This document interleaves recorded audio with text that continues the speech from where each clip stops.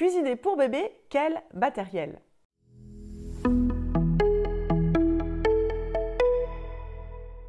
Parfois, quand on va démarrer la diversification alimentaire, on peut s'imaginer que ça va être assez compliqué. Alors nous allons voir ensemble de quel matériel nous avons besoin pour cuisiner pour notre bébé. Bonjour, je suis Nathalie, accompagnante parentale et bienvenue sur ma chaîne.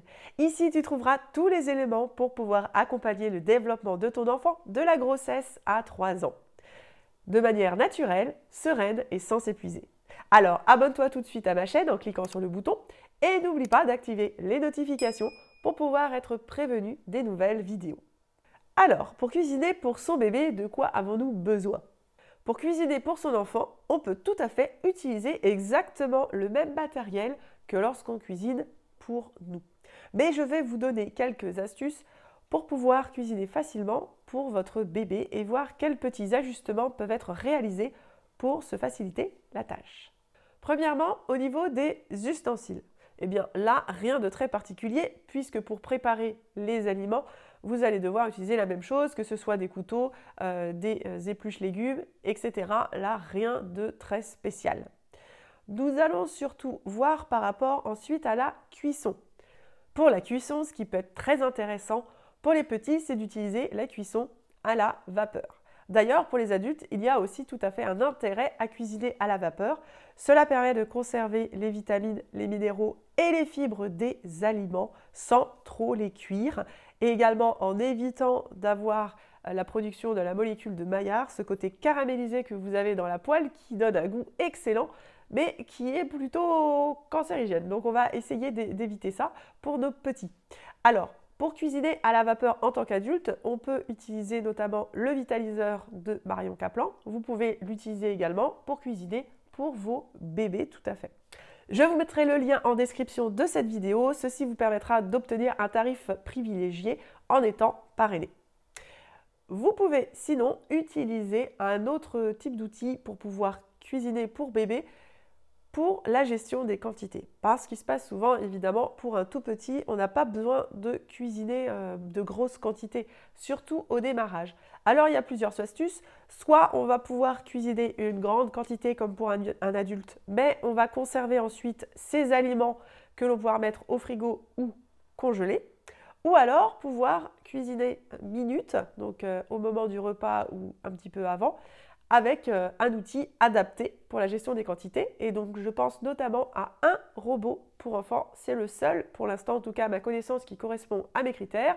C'est le Babycook, Neo Babycook de B.A.B.A. qui permet d'avoir un bol en verre et un panier vapeur en inox. Donc, ce qui est tout à fait intéressant au niveau de la santé. Il n'y a aucun plastique. Ce type de matériel est également plus durable dans le temps puisque les plastiques finissent par s'abîmer. Et donc ils finissent par être grisés, par être rayés. Et d'ailleurs, c'est là qu'il y a le plus de transfert de molécules chimiques dans les aliments. Vous pouvez donc également le passer facilement au lave-vaisselle. Donc ça va être intéressant pour gagner du temps aussi également au quotidien. Je vous mets le lien directement en description de la vidéo. Ce type d'outil vous permettra donc de cuisiner la quantité tout juste nécessaire pour réaliser le repas de votre enfant sans devoir stocker ou vous retrouver avec une simple fleurette de brocoli dans une immense cuve. Vous allez devoir faire chauffer beaucoup d'eau pour la cuire.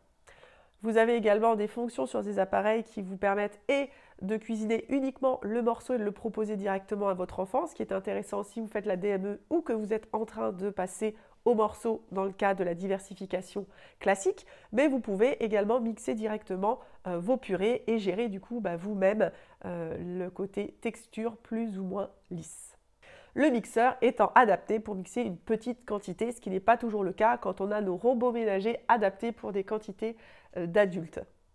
Enfin, le troisième outil intéressant pour cuisiner pour son enfant, c'est d'avoir des boîtes de conservation. Ça nous permet de pouvoir cuisiner une grande quantité, de pouvoir prévoir à l'avance les repas, de ne pas être dépourvu, d'avoir toujours quelque chose sous le coude à proposer à notre enfant.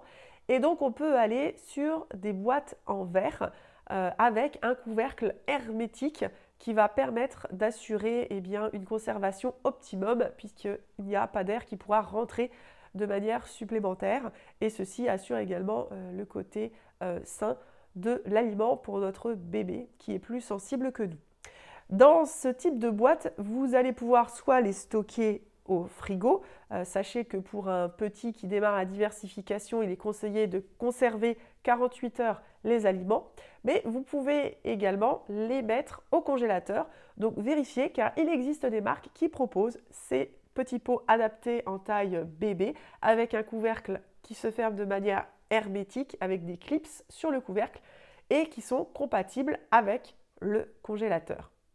Je vous propose d'ailleurs mon guide offert sur les essentiels de la diversification alimentaire. Tu retrouveras le lien dans la description de cette vidéo pour pouvoir recevoir ce guide offert. Si tu as aimé cette vidéo, n'hésite pas à mettre un pouce bleu. Si tu as des questions, pose-les en commentaire. Et je te dis à la semaine prochaine pour une nouvelle vidéo.